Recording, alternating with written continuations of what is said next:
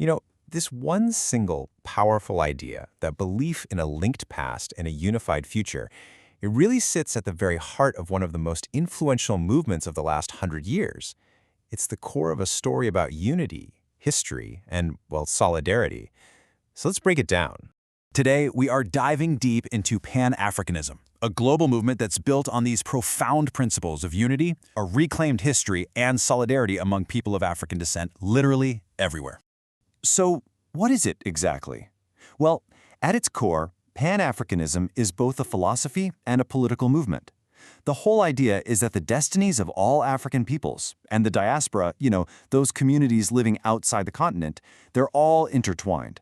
And their unity is absolutely essential for progress. It's this powerful call for connection that just transcends borders. Okay, so let's start with that foundational idea right there, a shared destiny. Sounds powerful, for sure, but what does it actually mean in practice?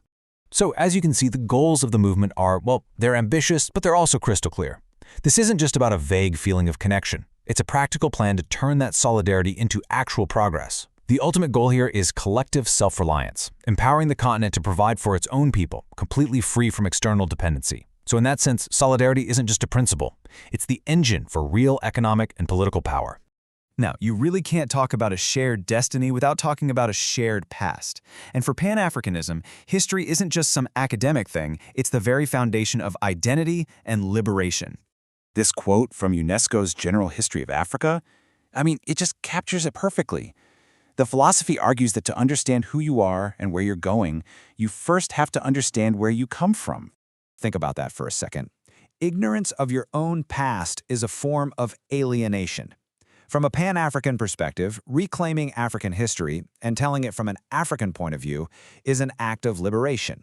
It's all about taking back the narrative from centuries of colonial viewpoints. And this idea of a connected Africa, it's not some modern invention, not at all. If you look at the text here from that UNESCO history, it talks about age-long interregional exchanges of men, goods, techniques, and ideas. Long before colonial powers ever drew lines on a map, the continent was this dynamic, interconnected place. This historical record is so crucial because it proves that the concept of unity has roots that go way, way deeper than politics. This quote, wow, it really gets to the heart of it. To live without history is to be a waif. It's this idea that without your own history, you're just set adrift. Pan-Africanism basically argues that a people just can't build a future on a borrowed memory.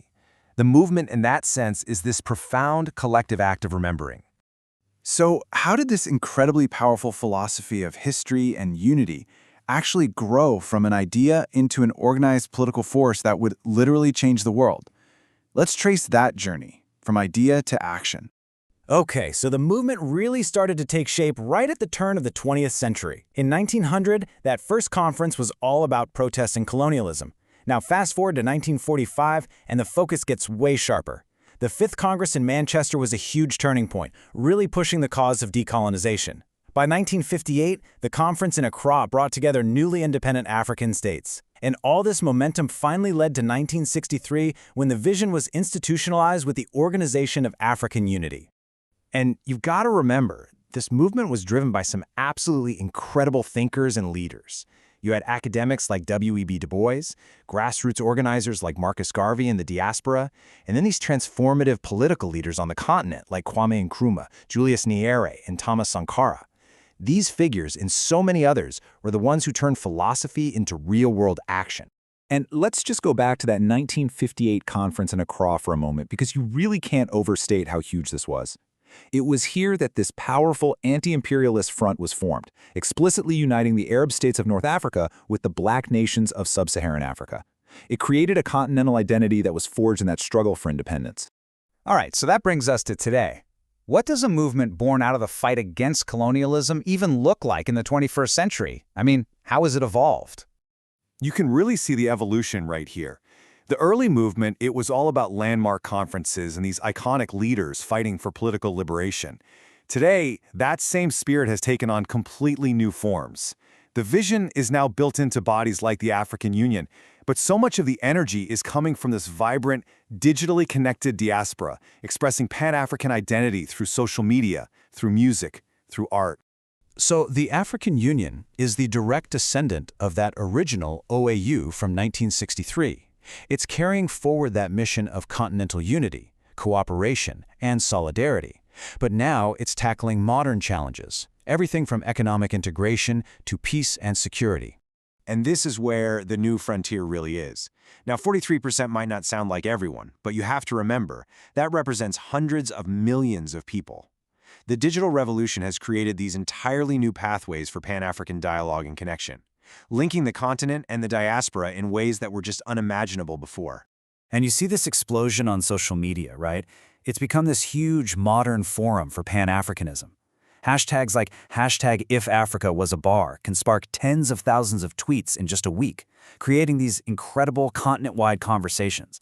These are the spaces where a modern collective African identity is being debated, celebrated, and defined in real time. And a lot of times it's from the ground up. So, this all brings us to the crucial question for today. The tools have changed, the challenges have evolved, but that core idea of a shared destiny, it's still there. In a world that is more connected than it's ever been, the real question isn't just what the future of Pan-Africanism will be, but who will get to write its next chapter.